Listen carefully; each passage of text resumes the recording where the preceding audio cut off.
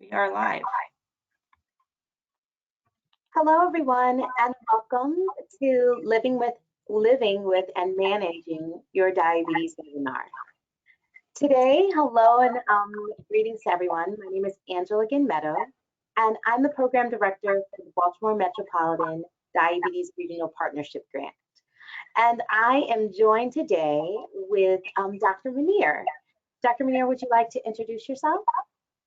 Sure. I am Kashif Munir. I'm an adult endocrinologist at University of Maryland School of Medicine, and I'm the medical director for our Center for Diabetes and Endocrinology, and also part of the grant that Angela and I are going to speak about today. Yes, and I'm also a diabetes educator. So I'll give you a little bit of insight about the benefits of diabetes education. Next slide.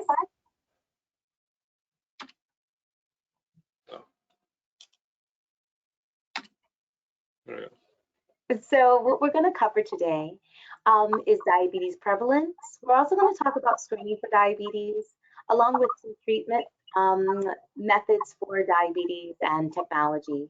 We'll also talk about what this program will offer, especially diabetes self-management and training, the benefits of diabetes self-management and training, and also the services. So I'm going to allow Dr. Munir to take it away. Okay, thank you, Angie. So I guess the first quiz that we have for today is that both Angie and I have the same name under us. So you have to guess which one's really me and which one's Angie. So, but yeah. So in seriousness, so diabetes obviously is a big issue across the United States and across the world for that matter. And now there are hundreds of millions of people across the world who have diabetes. In the United States, this data is from earlier this year, but this number keeps going up. So now there's over 35 million. Here it says 34.2 million people in the United States who have diabetes. And so we realize it's a big issue, and it's something that affects a lot of people, and probably everyone on this call either knows someone or has diabetes. And I would venture to guess if you ask anybody in the United States, they know somebody with diabetes or have it themselves. And if you look at the adult population, about 1 in every 10 people have diabetes. And then what's also a little bit scary is that 1 in 5 actually don't even know that they have it. So that's 20% of people. So it is something that we need to recognize so that we can treat it. Because the good news is that even though diabetes can do a lot of different things to different parts of the body that we'll discuss briefly, it's actually very treatable, and people can do well if they're managed, with a comprehensive team approach. And so that's what we'll be talking about today. For diabetes, there's also a large group of people that have prediabetes, and those, a lot of those people will end up eventually having diabetes. And so that's one of the things that we also like to focus on is trying to prevent people from getting diabetes in the first place. So we won't talk as much about that, but it is another important consideration.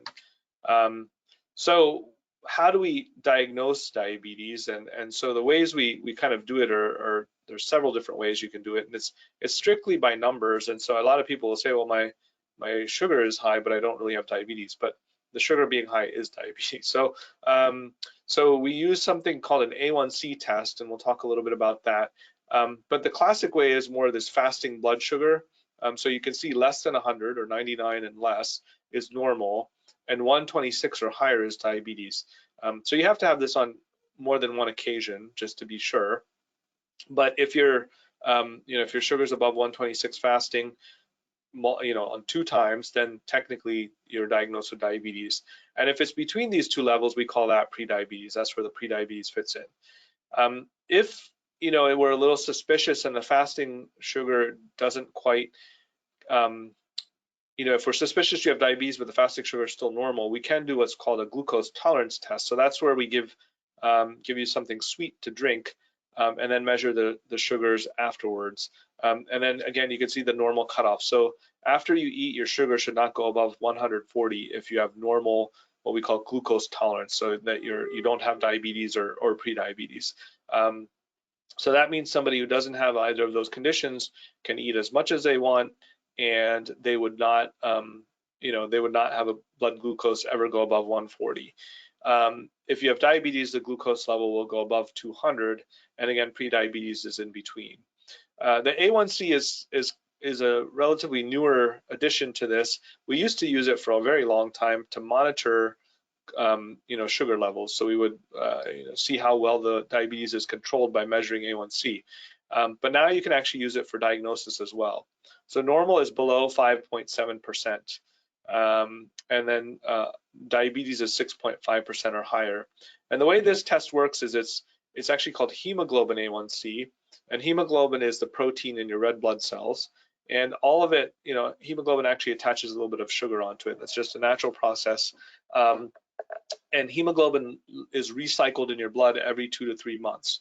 So it gives us a nice average of how your sugars have been over the last few months, meaning the higher your blood sugar is, the more that will attach onto this hemoglobin, the higher this number will be. So a hemoglobin A1c of 6.5% is roughly an average blood sugar in the 130, 140 range. So that means your average blood sugar is higher than what we would normally like it to be. So that's average, not just fasting. That's fasting after eating, at nighttime, sleeping, and all that. And then if it's below 5.7, that means your average blood sugars, in the lower 100s or even below 100. So that's kind of normal. And so these are the different ways we can monitor for these things.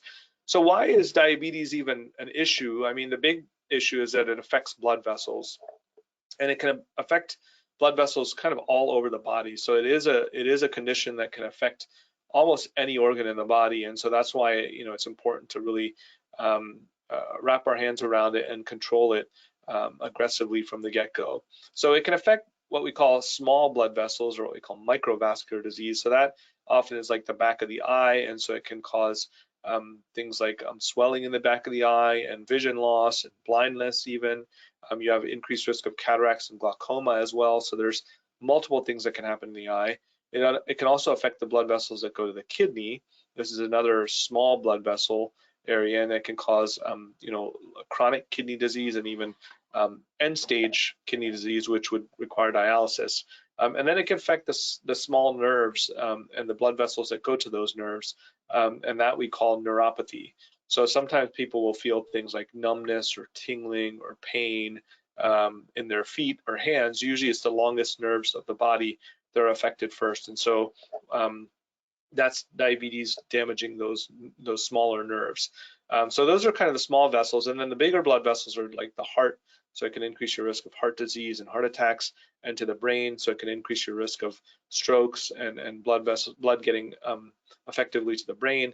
It can also cause something called peripheral arterial disease. So that's blood getting into your legs and limbs. And so that can increase your risk of things like ulcers in your feet, and poor circulation, and even gangrene when it gets very severe. And then there's other things that we don't always consider or talk about, but like I said, diabetes can affect almost anything. So even like your teeth, and increase your risk of gum disease and cavities and so on. So like I said, it can affect almost anything, and this is just a small sampling of the things that can happen. So we talked about diabetes being very common in the United States, and about 1 in 10 people, and 35 million Americans now. So in the state of Maryland, just to focus here, because our grant really focuses on our local population, so there's about 1.35 million people that are healthy, and that's about 1/3 of the population. And then there's another 1/3 roughly of population that's prediabetes, but you'll see that the number with prediabetes is actually even more than the healthy population, just by a slight amount, but it is more. So there's more people with either prediabetes or will show diabetes than don't have either condition, which is really concerning, and an area for something that we need to really stress and work on. And then the diabetes is about 10%, and that's almost 500,000 people. So you can see when you combine these two, it's more than 2 million people that have either prediabetes or diabetes, versus only 1.3 million who don't have either. So again, it's a large problem, and Maryland is no different than much of the rest of the United States, where if you combine the two, prediabetes and diabetes, it's just a huge chunk of the population. So what can we do about it? And that's what we'll talk about today. There's different strategies. And this is, so this slide before we get to that is just looking within the state, the highest prevalence. So this is where the highest rates of diabetes are. And you can see Baltimore City right in here in the middle, right where, we're in the heart of Baltimore City where we practice, that you could see really high rates of diabetes. But you also see some of the counties surrounding DC, like PG County, or even on the Eastern Shore or in Western Maryland. So it's not a disease that's focused on one specific area or population. It can affect many different areas and many different populations. And you can see even within our state, there's like this divide of where the highest rates of diabetes are. And then you can see the lowest rates tend to be in some of these central counties and some of the Eastern Shore counties as well. And then the intermediate ones are also like Western Maryland and Eastern Shore and so on. So you can see it's spread out, and there are very high pockets and density of diabetes in certain areas. And we talked about all the different things that diabetes can potentially lead to in terms of the eyes and the kidneys and the heart. But eventually, it is a leading cause of death in the United States as well. And you can see in the US, the population versus Maryland. So we're a little bit better than the general population. So that's good. And what I had stated early on is that if you do control diabetes and its risk factors, that you can really decrease some of these end stage complications, such as to the eyes and the kidneys and the heart and so on. So there is definitely hope. And so part of the initial step is identifying diabetes, and then secondly, treating it, treating it aggressively. So today we're going to focus on diabetes education. This is a little bit of a busy slide, but I just want to go over one of the main points. So there are things in the next couple of slides I'll mention as far as new medications or even old medications, and a lot of different ways to treat diabetes. And then there's new technology that really helps. But at the end of the day, diabetes is really a big focus on diet and exercise. It's really lifestyle. And so lifestyle is a big part of diabetes, no matter if we're using new technologies or if we're using new medications or whatever we're doing. Without lifestyle, it's very hard to manage, even with all those other tools that we have. And so this is looking at just the benefits of diabetes education itself. And we're going to abbreviate this as DSMT during our talk often. So that's diabetes self-management training. So it's teaching people how to manage their diabetes themselves, right? Giving them knowledge, giving them education so that they know how to better manage their diabetes. So if we just look at costs, so the average cost of somebody who has this self-management training versus who doesn't, you can see it's about an $800 difference per year. So that means that it costs less if you get education, even though the education itself costs money. And the reason is because these people manage their diabetes better, and you can see that the cost savings to Medicare are lower in patients who use this education. And then you look at things like hospitalizations, or these are heart-related issues. So ambulatory care sensitive condition means something that it's related to outpatient or any diabetes related complication really, and then emergency department visits, so ER visits. So all of these things tend to be lower. So anything less than 1 means they're lower in the patients who've had diabetes training versus the patients who haven't. So again, you're going to go to the hospital less, you'll have less diabetes related hospitalizations and less emergency room visits if you have this training. So that's why this training is really important, and that's why the state has put a lot of effort in making sure that people are getting this training, because they want to make sure that people know how to manage their diabetes themselves, because you're the first line of treating this, regardless of what, like I said, what medicines you're on or so on and so forth. So what we talked about initially, that when we have to screen for diabetes, and the reason is that 1 out of 5 people don't even know they have diabetes. So again, it's hard to treat a condition if you don't even know that you have it. So part of the issue is making sure that we're getting the word out, that people know that if, one of the biggest risk factors is being overweight.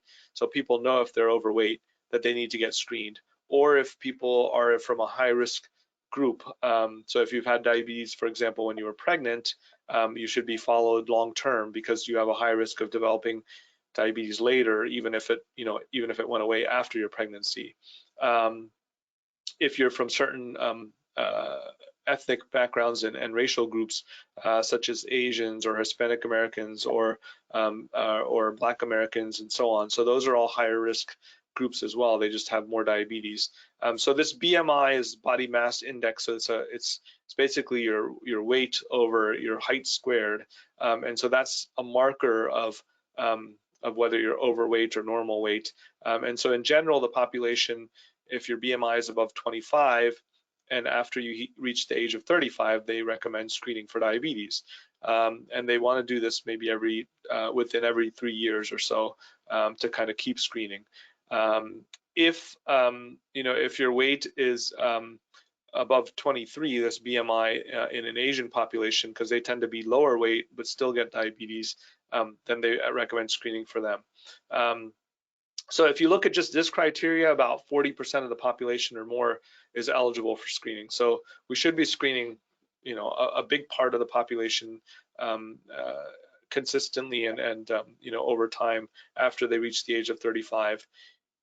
If you're younger than that and you have a strong family history of diabetes or you've gained weight, then it's totally appropriate to screen even at younger ages. And we are seeing people get diabetes, even type 2 diabetes, which we used to refer to as adult onset, even much younger in life, at earlier ages.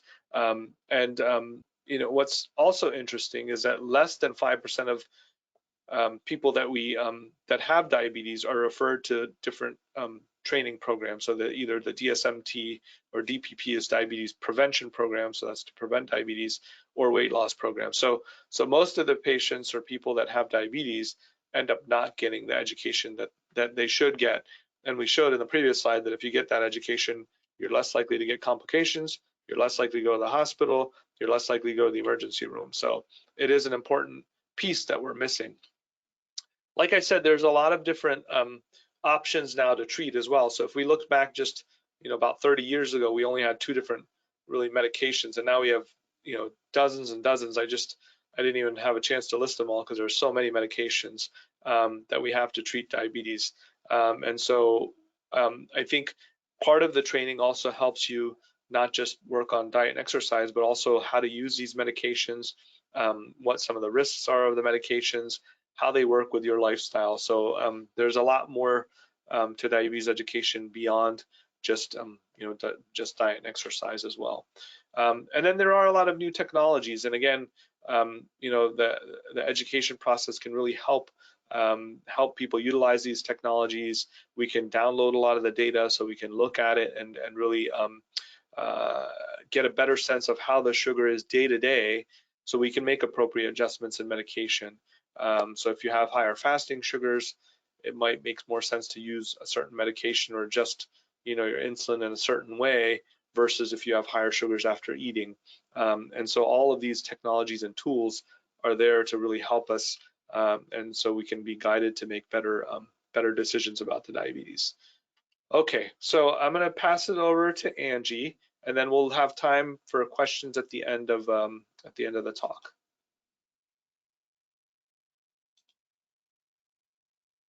And I wanted to make sure that now we really focus on understanding what diabetes self-management and training is. So let me see if I can. Dr. Munir, did you take over the slides? Did you pass them on to me? I stopped. Oh, sorry, I stopped sharing, but I think you can start sharing now, or start. Here, let me see if I can change. Hold on. Let me change them to you. Can you share them now? Let's see. I should be able to. Okay. All right. It may be best for you to share the slides, and Okay. so I can read them. Thank you. So let's go back to what this program is all about. So with this partnership, it was really a focus to really expand diabetes self-management and education, and also diabetes prevention. And that's why we received funding from our actual, from the state, to be able to actually grow the programs. We have a diabetes self-management program that is ADA recognized, and we also have the CDC program that is recognized from the Diabetes Prevention Program. There are wraparound services to both of these programs. So those wraparound services could be assistance for food, it could be for transportation, it also could be for social help, and that could be a social worker and also behavioral therapy. So as the program continues to grow, we will have additional services, especially exercise and things for you to maintain your lifestyle. Next slide.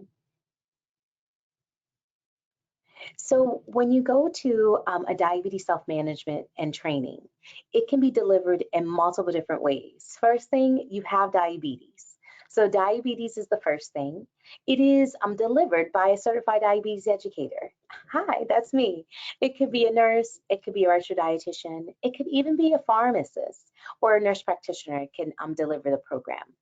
It's delivered individually or in a group. You could be in person or even telemedicine. And we go through many different categories regarding topics of your life to really improve your life and your well-being with living with diabetes. Next slide.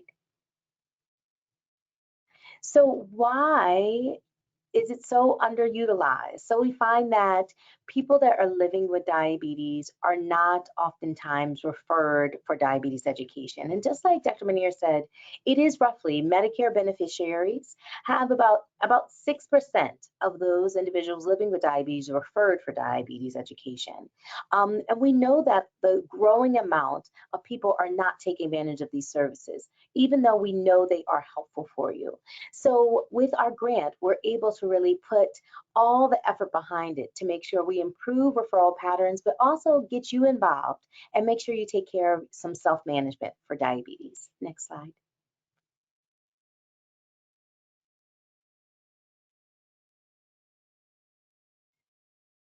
So why attend? And I want to make sure that you understand your diabetes educator is not your doctor. Your doctor will still handle all your medical care needs, whereas your diabetes educator really focuses on empowering you to help you manage your diabetes. And I'll give you a great example. I saw someone today, and we've been on this journey for about 2 years. But I really saw the changes, and I was like, we were in this together. And he's like, you know what? You really helped me learn more so I could take better care of my diabetes when I did not know what to do with it. We also talk about is diabetes hard for you? Is it easy for you? And really begin and end with what you would like to learn. And that's one of the biggest things. We really are there as a support mechanism so you can make sure that you implement the changes in your life to make a difference and prevent complications. Next slide. So we talked about the benefits regarding the cost savings, but there are other benefits that people actually that attend diabetes self-management take their medication more often. I think it's because they understand what the purpose of the medication is. They understand what type it is. They also how to take it, what potential side effects it is. So all those things are so very important. And those things can make a big difference of your blood sugar control. We also look at blood pressure and cholesterol and you understanding those numbers and also your lifestyle changes to make to improve those numbers. And it does lower healthcare costs. Next slide. So what an educator can do for you. We can find out what you really want. Have I had clients tell me, I don't want to take any medicine and I don't want to do it at all. And if they tell me that, I really lay everything out. I say, this is where your diabetes is. These are the options that would be best for you and see how high at risk you are of developing complications. We are able to do different things for you and spend more time. And when it gets really hard, when you're really making changes, we can figure out what the barriers are. So for example, Dr. Manier talked about a continuous glucose monitor. We can make sure that that may be an offer for you if you're really struggling with checking your blood sugar so often, and providing you information. So You need to know about eating things that are lower in sodium. We are also, some of us are registered dietitians. We can help you with mixing spice blends and understanding how to read food labels. And then we really evaluate and help you to understand that change that you made, did it make a difference? And I think that's the biggest thing, because we are really along this journey with you along the way. Next slide. So some other benefits are, we help you to manage and prevent hypoglycemia. It even can be address your weight management if you want to lose or gain some weight, and really healthy coping. There's one question I always ask all my clients, and that is, how do you feel about living with diabetes? And so when they tell me how they feel about living with diabetes, we then find ways that they can cope with this diagnosis. This is something that does not have to take over, but we want to make sure that you're living well with it. And improving your quality of life is really important. We can really evaluate also your medications to say, hey, this is too much and this is impacting your quality of life. We may say, you know what, let's try to figure out a better way that we can give you some quality of life when you're living with it. Of course, you saw that it does improve the risk of all-cause mortality, and that is really preventing complications from diabetes and reducing emergency visits, along with inpatient visits, along with lowering your A1c. And some of us have seen A1c really, really change with taking advantage of diabetes education. So it is recommended that you are referred for diabetes education when you first are diagnosed. So that's when you should get a diabetes educator on your team. I always think about your team when you're diagnosed with diabetes. You may have a diabetes specialist, you'll have your primary care doctor, you'll have your diabetes educator. You also have a team of people around you to make sure you stay well. So when you're first diagnosed, the next thing is you really should be come to a diabetes educator annually. And you have benefits, and those healthcare benefits will make sure that you have at least 2 hours, especially if you're a Medicare beneficiary. You have 2 hours of education that you can take advantage of. And then when things come up, it could be a change of medication. It could be, I can't really see my meter very well. Or it could just be, you know what, I just feel that I have another complication that is occurring and I really need to check in. And so that's exactly what a diabetes educator can do. And that's when you should be referred for diabetes education. Next slide. So the content that we will cover, and it could be delivered in one day or it could be over a period of time. We will talk about healthy eating, physical activity, monitoring, how you monitor your blood sugar. We'll talk about problem solving. So you go for a walk and you always go low at the same time. We'll talk about what are some ways that you can make sure we prevent that from happening. We'll talk about taking your medication, so understanding the time that you take it, the dose that you're taking it, why you're actually taking it, and potential side effects. We'll also talk about reducing your risk. So reducing your risk of heart disease and amputation, going blind, all those things we want to reduce. And then really being able to cope with this diagnosis, to know that you can live well and thrive with diabetes. Next slide. So again, our programs are accredited, and we really want to make sure that you know that they are billable to Medicare and Medicaid, and it's a covered service for you. Do something for yourself and join a diabetes self-management program. That will make a big deal in you learning about diabetes, but also making a difference in your life. Next slide. And so, as a diabetes educator, I would say that I take really great pride of not only just working with Dr. Manier, so you guess who was Dr. Manier and who Angie was, but also really improving people's lives and the small changes that we can really make to make a big difference. Not only just clinically, but just saying, I feel better about myself and living with this it's not as hard as it used to be. So next slide. So we are here to share information, and the goal of the partnership with the grant is really to provide those wraparound services, but also increase more people to understand if they have diabetes, learning more about diabetes self-management and training.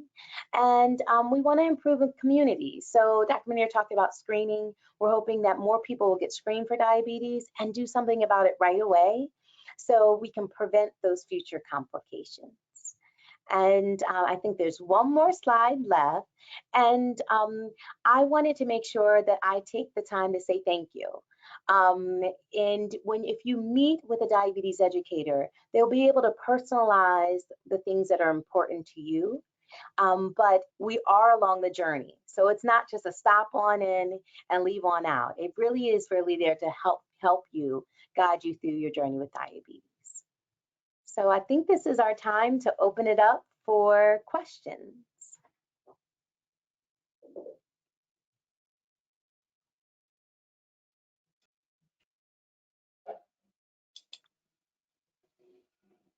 So I'm not sure if the questions are going to be asked or are they going to be chatted in. Okay. Yes. So I don't believe we have any questions, Okay. surprisingly. Well, that must mean we did a pretty good job. I would want to say, I would want to ask Dr. Munir a question. Yeah. So when a person comes to you and they're newly diagnosed with diabetes, what are some of the things that you would address in your visit? Yeah, so diabetes is it's a long journey, and it's something that we have to do for the rest of our life. And so it's easy to give too much information in the beginning as well. So we try to do it very slowly and methodically and strategically. So I think as a physician and as a provider, we try to give some of the basics, and then we really rely on our colleagues in the education department to kind of fill in some of the more specifics and day-to-day management. So when I see somebody and they've just been newly diagnosed, we try to acknowledge, some people it comes with some fear or uncertainty or or whatever questions they have. So we try to really address those first. So kind of like Angie was saying, that we want to see what you want to get out of this, and then we talk about some of the basics that I had discussed earlier today as well. That what can diabetes do to you, and why is it important to control it? Because if your sugar is 200 and it didn't really do anything harmful, then then who cares if we didn't treat diabetes or not? But it does have potential harms, and so we talk about some of the risks to some of the different blood vessels, like in the eye and kidney and so on.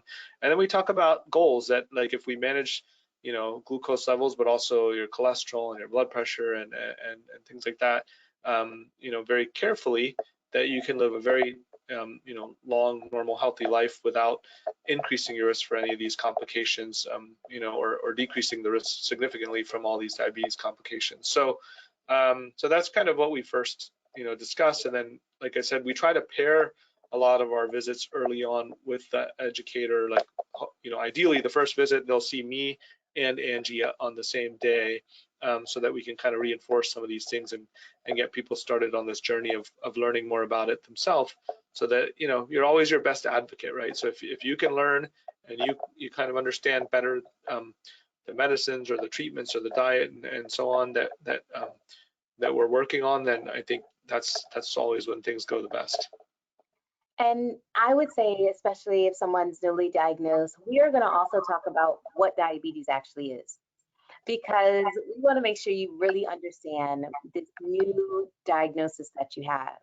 We then will go over the treatment methods that Dr. Munir would want to make sure that he provided. We'll also talk about monitoring. And we really go over the basics regarding food, but then later on, we may get into the full gamut of understanding food and especially your lifestyle. And I think that's what it really is really a partnership together.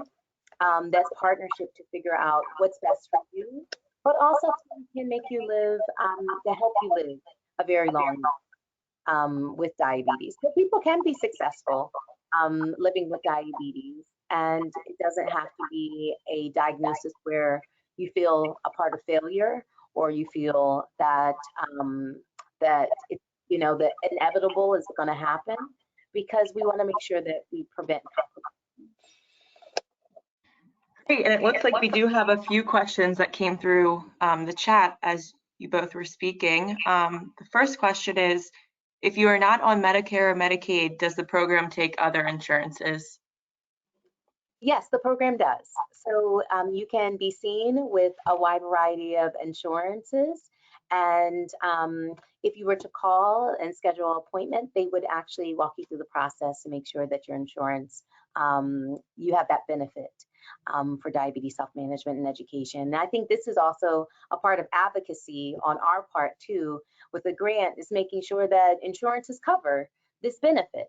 And because you do have a right to learn more about the condition that you have. Great, and then the next question was, how do I get an appointment with a specialist at University of Maryland and start with the education program? Okay, so you would just pick up the phone and you would call our main number, and that is 443-682-6800. I think we had it on the slide. And that is for appointments. And I always say the education part can be an entryway into also seeing a diabetes specialist as well. So the diabetes educator will provide you your education. And if you, if we see and talk to you about you'll need some more medication management, we would then make sure we then talk with your primary care doctor, but also then consult our endocrinologist and say, you know, would this be a patient that would be beneficial to endocrinology services? But it really is a partnership, because we all we're all working together to make sure that you're meeting your goals. Okay, next question. How important is diet and exercise in diabetes?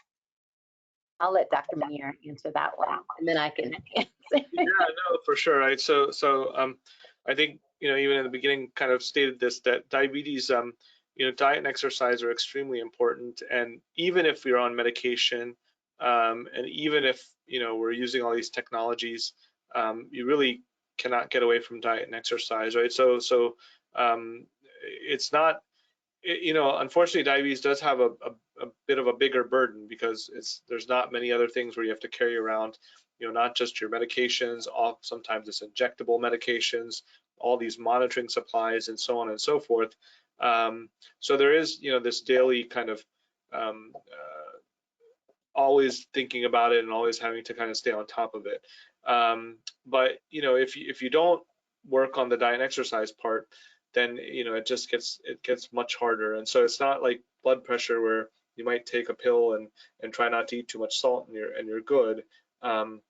Here you have all this monitoring and then also having to stay on top of your you know, diet and exercise. And so we have people that do really well, and then once in a while they you know, they eat something and they see their sugars shoot up. And so it doesn't mean you cannot, you know, enjoy life and do some of these things, but we just have to, you know, kind of work on moderation and see which foods or which you know, kind of substances or you know, make are better for you. And everybody's different too. So, you know, we've definitely seen it where somebody can eat a particular food, let's say a piece of bread, and they might respond very differently to the next person who has diabetes and eats that same piece of bread, right? So sometimes the sugar will go up more in one person versus another. We see this often in spouses, that one says, you know, I just eat a little something and my sugar goes way up, and you know, my spouse can eat all they want and their sugars never go up, and so it causes a little bit of contention sometimes. But that's where we you know, we try to work to individualize things, because everybody's different and everybody responds differently to different things. So but again, you know, getting back to diet and exercise, it's still key. And again, we used to be very list oriented, like you can't eat these things and you can eat these things, but we learned that that's not a good way to manage diabetes, because you should still be able to enjoy it, you know, most things in life. And so there's probably some things like regular soda that there's maybe no no nutritious value to it. I was gonna say, that's on my no-no list. Yeah, but most things, it's just learning which affect you more, and moderation, and how much you can kind of, have, and how often, and still do okay with, with your glucose control. So. And I was going to add about that lifestyle. So diet and exercise is really the foundation of management of your diabetes. And so making sure that you understand that foundation is so important. If you don't understand that foundation, then other therapies are not as effective if we do not use lifestyle as one of our tools. So, but that's one thing you'll learn. And we'll find the best, diet or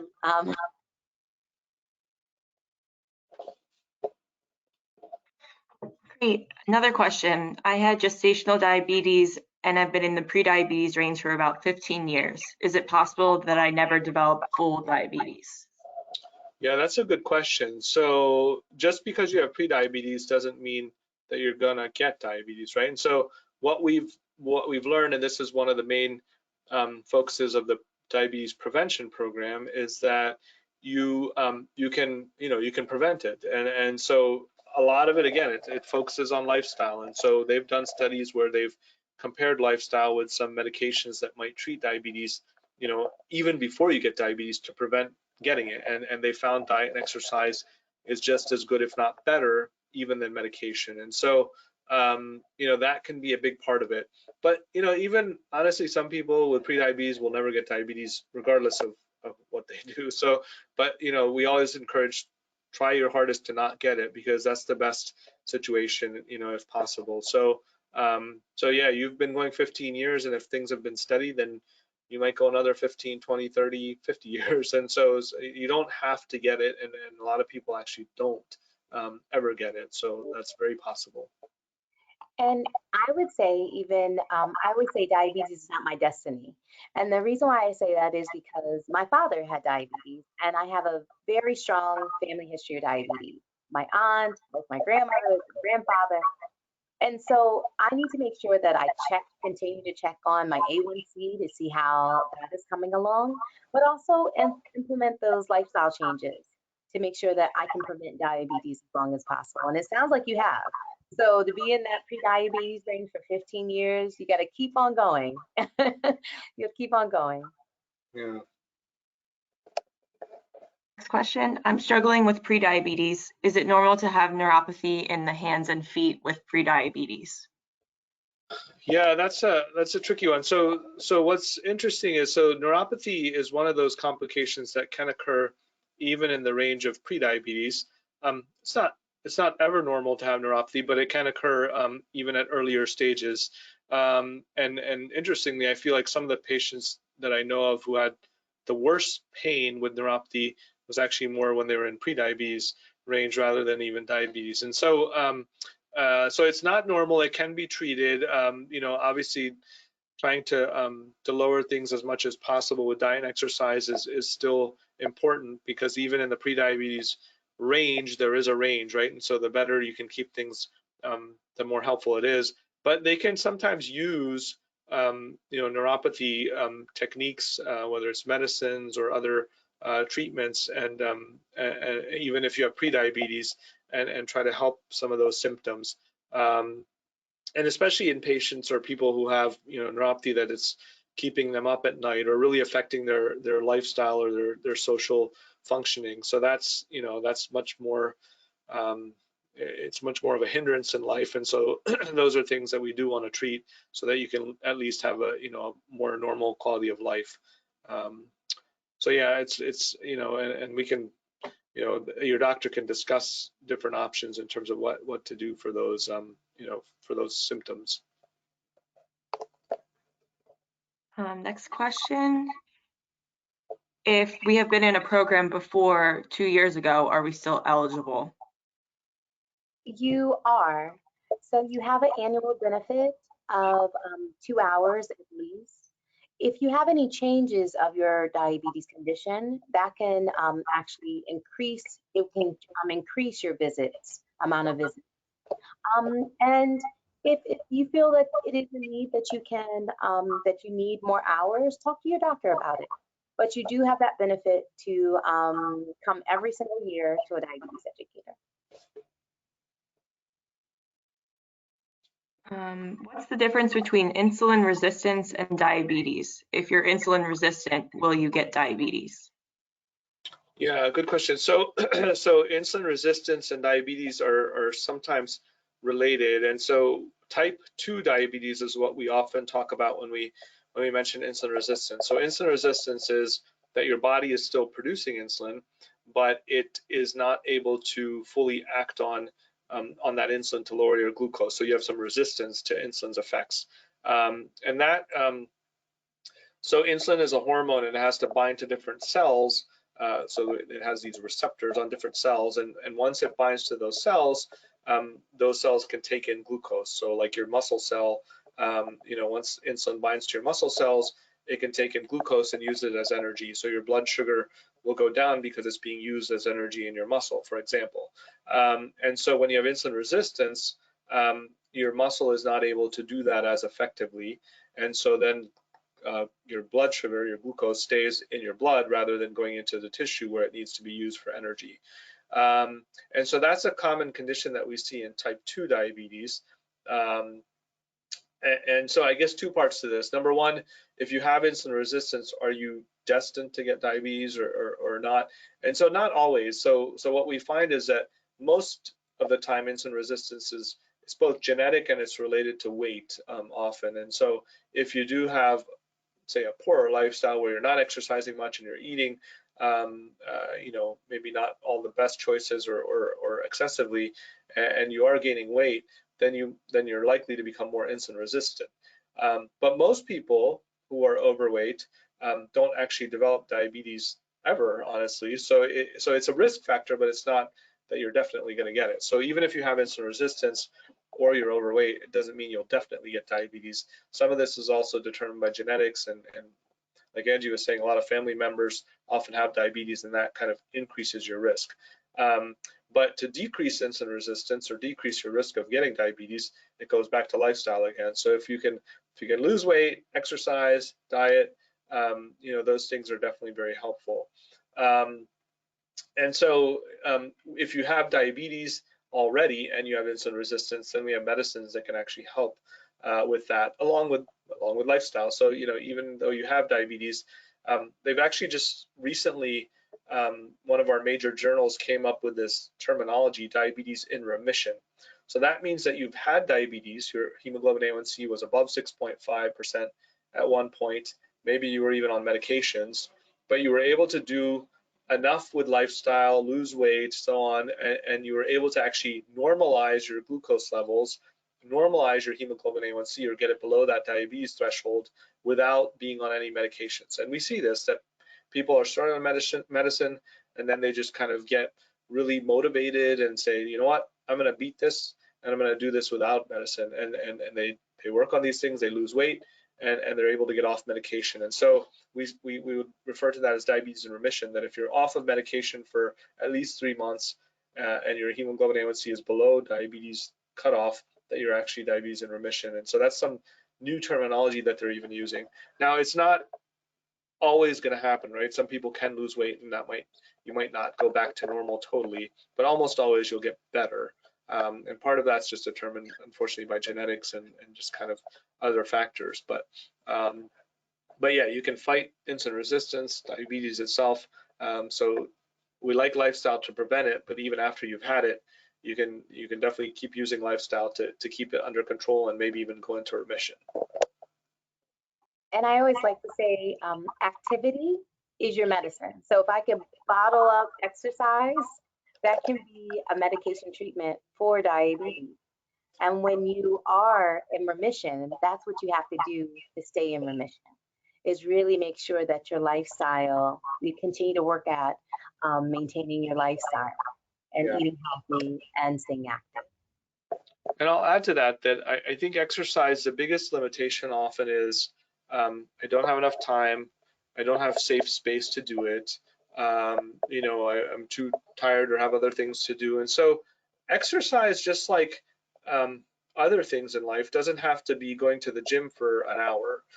There are a lot of things. It's just getting active, right? Moving and shaking, and it helps to do aerobic exercise. So that's getting your heart rate up, and that could be, you know, running, jogging, swimming, you know, any kind of activity where you're moving more and getting your heart rate up. But also it helps to do resistance exercise where you might not need a lot of space and you could easily do at home as well. And that's more like weight-based or things where your muscles are facing resistance. And both have been shown to help, and it actually helps to do both, you know, at times. And so now with all this technology we have, there are exercise programs you can get on your phone or, you know, on discs of it and stuff, and so you can do things at home even with a small space, and then it doesn't have to be all at once. It doesn't have to be that you're going and exercising for 30 or 40, 50 minutes at a time. They've actually shown in studies that if you break up your exercise, it's just as effective as if you did it all at once, if not more.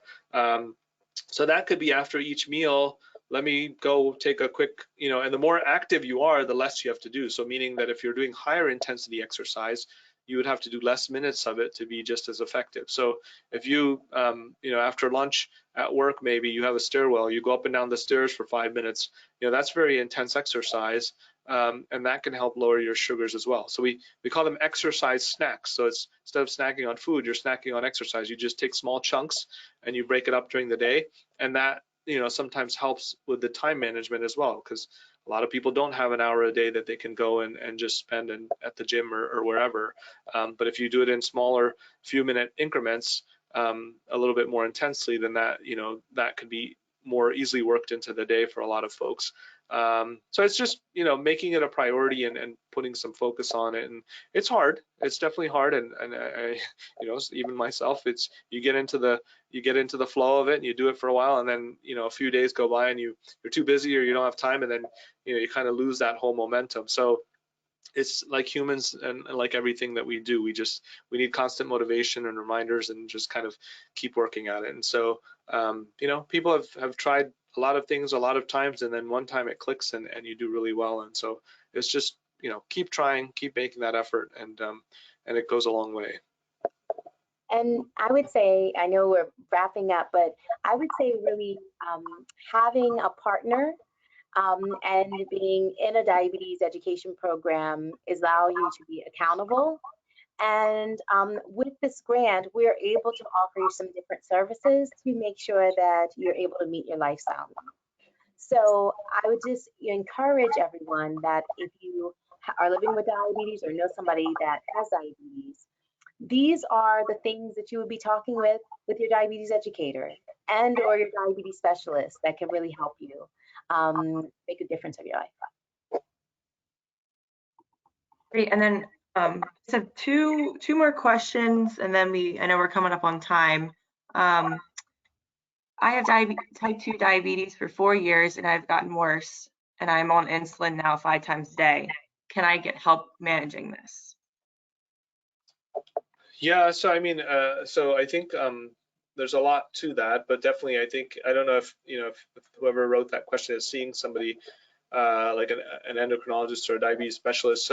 So what's interesting is most of diabetes is still managed by primary care, and that's okay. You know, a lot of primary care docs do see a lot of patients with diabetes, and they're very knowledgeable about the newer drugs and how to use them and stuff. But if they're not, or if you want a second opinion, then I definitely think seeing somebody who specializes in diabetes is helpful. And just because you're on insulin doesn't mean you always have to be. You know, you might need it long term, but it's not 100%. And so some people can get off insulin. So and some people can use like technology, lifestyle, and other medicines to also help with insulin to try to make things smoother and better controlled. So definitely, I think, you know, without knowing more history and what's going on, it's hard to say exactly what the next step would be, but I think that's something that we could definitely work on and make sure that, you know, we're doing as best as we can, even if you're on insulin in such a short time. Great. And just wanted to say thank you so much, Dr. Munier and Angela, for joining us. And just to wrap up, if someone was interested in joining a program or learning more, if you could just repeat what the next steps would be to join a program. So you can do two different things. If you want to just understand about what the program is, go to our website and you'll see that right on the screen. That's unmidtown.org/diabetes. And if you are interested in making an appointment, give us a call at 443-682-6800. And our referral coordinators and our call center can help with scheduling you an appointment with a diabetes educator and or specialist. Great, thank you both so much. Thank you everyone for joining. Thank you. Thank you. Bye-bye.